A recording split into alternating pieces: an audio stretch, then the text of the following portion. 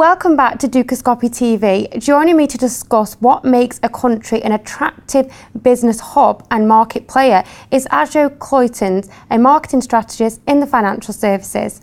Thank you for joining me, Ajo. So first of all, can you tell me what makes a country the #1 business hub and which one is it now in your view? Sure. I've actually done some research around that recently, and there's something called the GFCI, which is the Global Financial Center Index. And by and afar, London is the #1 place to do business if you're in financial services. There's a long tradition that the city has, obviously, in terms of providing financial services. There's also the fact that there is the sheer access of the access to markets around the world from London, and there's the fact that there are so many add-on services, which is tremendously important because if you're in financial services, obviously you need to be close to all sorts of professional advisors and add-on services that are preferably local in nature. That's interesting. Do you still think London is the #1, considering it's in double dip and the country is facing many issues? How do you still think it is #1? Sure.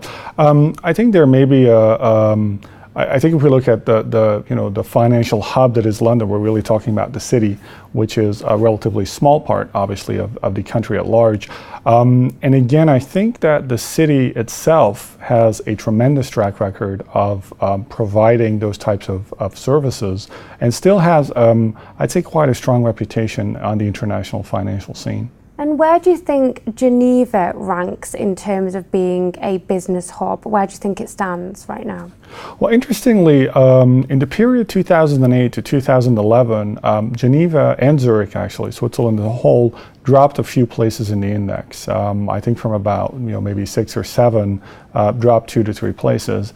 And in 2012, both Geneva and Zurich made a remarkable comeback. And one thing that's interesting is several players in the market are actually moving more and more transaction, moving more and more business to places like Luxembourg, Geneva, and Zurich from places like, for example, Jersey and Guernsey. Now, obviously, I don't immediately think that Geneva is going to become the new London, but it is encouraging to see that some of the investments that have been made in things like infrastructure, in the business climate, and in the continued I'd say favorable taxation regime here in Switzerland has clearly led to the fact that both Zurich and Geneva are experiencing I'd say almost a mini rebound as financial centers. And what do you think a country would need to make it more attractive to be a business and market player? What kind of things do you think it needs? Sure. Whether we're talking about financial services or the economy at large, I think one thing is definitely people. Having a sufficiently large pool of qualified, talented people that provide a wide variety of high value add services is key. So people is one. A second one is, for example, infrastructure. And I refer both to the physical infrastructure, roads, how easy is it to travel, how easy is it to get access, what is the position of a country within an economic sphere or area, as well as non-physical infrastructure. How easy is it to do business? How easy is it to set up companies? How easy is it to set up partnerships? A third thing is related to the ease of doing business is the various measures of support that are available to companies, small and large, and of course there's still the taxation regime, and I'd say as a broader context the larger regulatory framework that exists, and there Switzerland is for a variety of reasons again quite well positioned. So in terms of Swiss banking secrecy, how do you think this has affected the trust of investors? Right. I think trust is very much an issue where perception may be more important than reality. And obviously the fact of recent events that have happened have had an impact on the perception of Switzerland and the secrecy that banks have moving forward. However, when it comes to the reality of the situation, bank secrecy stopped being the universal value proposition of Switzerland a long time ago. I think today Swiss banks are much more about providing very high-end services, very sophisticated services to sophisticated investors.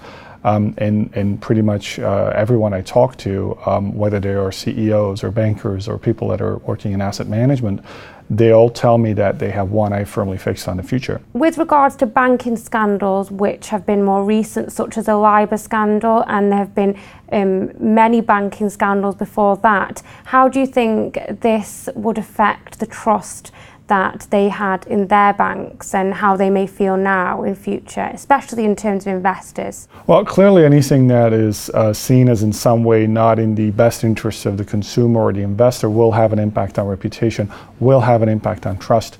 And unfortunately, over the last 4 years, we've definitely seen a series of events that have not boosted the confidence that consumers and investors have in the financial services industry. However, if we look at a more granular level, a level of individual banks, a level of individual institutions, I think we're clearly seeing that there are some that are separating themselves and clearly, I would say, almost charging ahead, beefing up on compliance, putting in place strong processes, and actually taking the whole trust issue and turning that into a core asset of their brand, a core asset of their reputation. Moving forward, how do you think Switzerland can increase its market position? It's tradition. It's hundreds of years of almost, I would say, the art of private banking, the art of catering to wealthy investors and individuals who are looking for the latest in financial technology, the latest in financial advice and services. So those are two things. I think it is also a place which, I know I've mentioned it before, there is a favorable tax regime, there is a favorable business environment as a whole. The infrastructure is definitely there.